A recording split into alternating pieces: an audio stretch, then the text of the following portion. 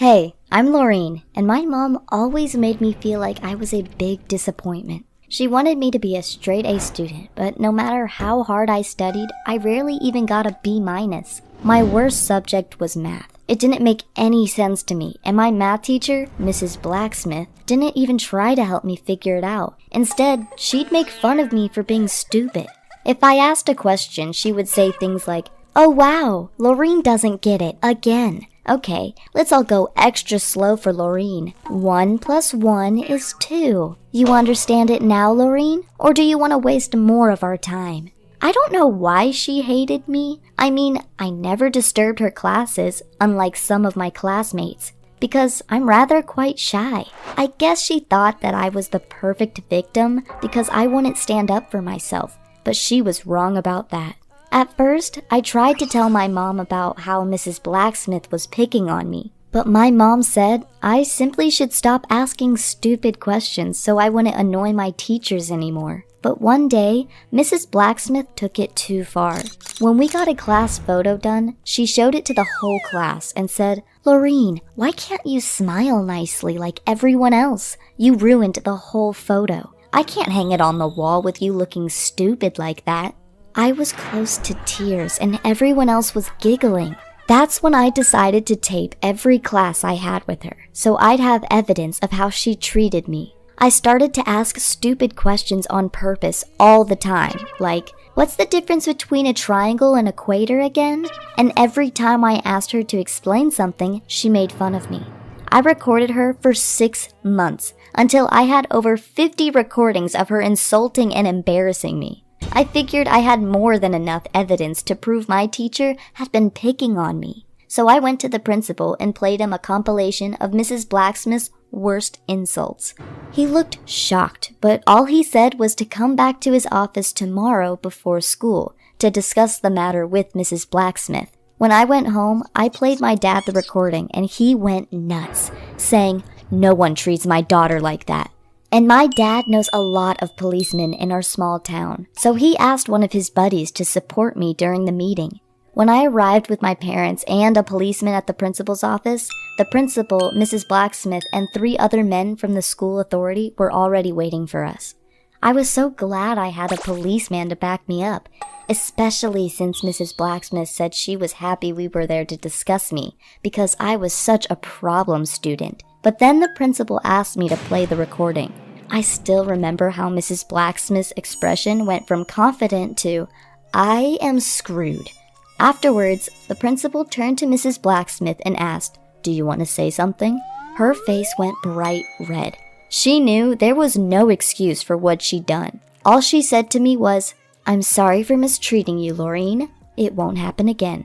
The principal said, "You're right, it won't happen again, because you are fired." Mrs. Blacksmith started crying, but didn't say anything. She knew there was nothing she could do. But it got even better. My dad's policeman friend told her she was under arrest for bullying. It turns out that making fun of someone is a serious offense, even though I'm not sure it was necessary to put her in handcuffs and to escort her outside. However, on her way out of the office, our eyes met for a quick moment, and I couldn't help but smile. Mrs. Blacksmith never came back to our school, and it wasn't long before word spread about what I'd done. It turned out I wasn't the only one she'd been picking on. Suddenly, all kinds of people were coming up to me to thank me for getting rid of her. I even made some friends because of it. If that wasn't crazy enough, a few years later, a friend of mine told me Mrs. Blacksmith was now a private tutor. I guess she's not allowed to teach in public school anymore. I also know that tutors make less money than teachers do, so she got what she deserved. Even though I hope she treats her students better now than she treated me. If you should ever have a teacher that picks on you, make sure to record everything they say, and make sure to tell your parents and your principal about it. Because sometimes you have to take things into your own hands. Thank you for listening to my story, and please subscribe to this channel. Hey, I'm Aideen, and last year, something terrible happened to me. My family and I went on vacation to Egypt, where we took a look at the pyramids, the Sphinx, and lots of sand. Everything was good until my psychopath brother turned my vacation into a nightmare. First, I caught him stealing sunglasses from a small shop.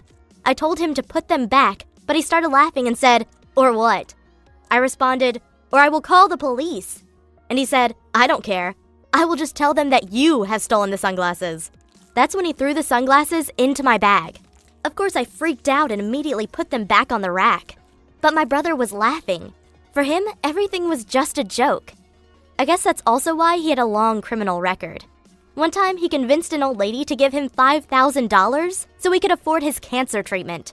But of course, my brother never had cancer. He was just scamming an old lady. That's why I tried to ignore my brother for the rest of our vacation. But when we took a rest inside our hotel lobby, a man came up to my dad. He pointed at me and said, "Is this your daughter?" My dad said, yeah? And the man said, "She is very beautiful, and I want to ask if she is interested in getting married." Of course, my dad responded, "No, she's not. Please leave us alone." And the man walked away again. I said, "This was so scary," and my dad agreed. However, my brother was suddenly missing until he knocked at my door the next morning. He said, "Hey, Dad wants to show us something." I said, "Okay," and followed him. We left our hotel and walked through many long and narrow streets. I asked my brother, "Are you sure Dad walked in here?" But my brother kept quiet until we arrived at a house. We went inside and there was one familiar-looking man. My brother said, "Do you remember him from yesterday? He paid me $2,000 for you, and now you're going to marry his son." That's when my brother literally started running away. Meanwhile, I was shocked and screamed, "No, no, no, I don't want this." And then I started running away too. But the man ran after me screaming, "I've paid for you, I've paid for you." Well, I got back to my hotel safely, but the man had followed me and he was seriously angry. Luckily, my dad came into the hotel lobby and asked, "What is going on?" The man said, "I've paid $2,000 to marry your daughter to my son." And I screamed, "My brother sold me! My brother has sold me for $2,000 to this man." My dad said, Okay, no problem. Then he got $3,000 from an ATM and gave it to the man. He seemed happy with it and simply left again. 4 hours later, my brother came back to our hotel and he was like, "Oh my God, you won't believe what happened. This crazy man just gave me $2,000 for no reason." And then my brother started laughing like crazy. Again, this whole incident was nothing but a joke to him. I mean, what kind of human would try to sell his own sister? Oh yeah, a sick psychopath who doesn't care about anyone but himself. Well, at least my dad promised me to cut my brother out of his will, which means that I will get my dad's house once he passes away. Hey, I'm Elizabeth, and I grew up in a very dangerous neighborhood. To make things worse, my dad left my mom when I was just a baby, so we had no one to protect us. At age 13, I started to notice guys staring at me when I walked past them. I told my mom about it, and she said I was too pretty for my own good. Since then, she made me wear ugly clothes which covered my body and face so that guys would be less interested in me. She also told me horror stories about what happened to girls who went out at night and what guys would do to them. It made me terrified to go anywhere, and to this day, I've never been to a single party or event after 5 p.m. You might think that being pretty made me one of the popular girls in school, but that wasn't the case. Most girls didn't like me. They said I was arrogant and stuck up, and there was one time when my mom allowed me to wear tight jeans, and all the girls inside my class shamed me and called me a slut. I did have one good friend though. Her name was Marie, and she never seemed to care what other people thought of her. She was really into comic books and stuff, even though the other kids said it was dumb. Anyways, one day I went to the bathroom and caught Taya, Rachel, and some other popular girls writing some really nasty things about Marie in lipstick on the walls. I told them they were jerks and went to clean it off, but they all circled around me saying things like, "Oh, Miss Pretty thinks she's better than us. Better watch your back, you won't be pretty forever." I was seriously scared, but I would have never guessed what they did next. The following day, they wrote on the walls again, this time calling one of our teachers ugly. Then they went to the principal, Mr. Clayton, and told him they'd seen me writing the graffiti onto the bathroom walls. Next, I got called into Mr. Clayton's office. I tried to tell him I didn't do it. I didn't even own a lipstick. But when he searched my bag and found the lipstick, I knew the other girls had put it in my bag. Of course, I tried to explain to him I'd been set up, but he didn't believe me and said I needed to learn that just because I was pretty didn't mean I could call other people ugly and do whatever I wanted. Afterwards, he suspended me for 1 whole week from school. I was furious because I was being punished even though I'd only tried to defend my best friend.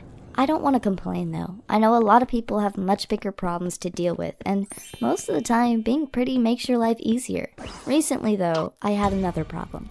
I'm working in sales and I have a female boss. Even though I made the most sales in my department, I was the only one who didn't get a bonus. When I asked my boss why, she told me I had a bad attitude and needed to be more of a team player. I had no idea what she was talking about, but I was suspecting that she was